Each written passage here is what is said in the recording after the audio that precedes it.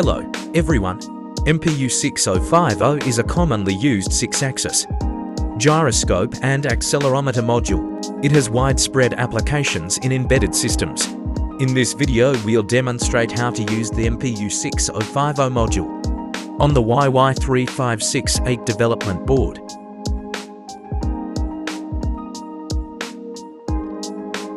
After writing the driver program and test program, connect the MPU6050 module to the I2C1 interface on the YY3568 board. On the back of the development board, there is silk screen labeling. Run the test program.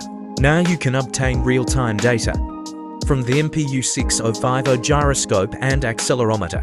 Because raw data is being collected, large fluctuations in the data are normal. The YY3568 development board provides a flexible platform for you, and the MPU6050 module is part of it.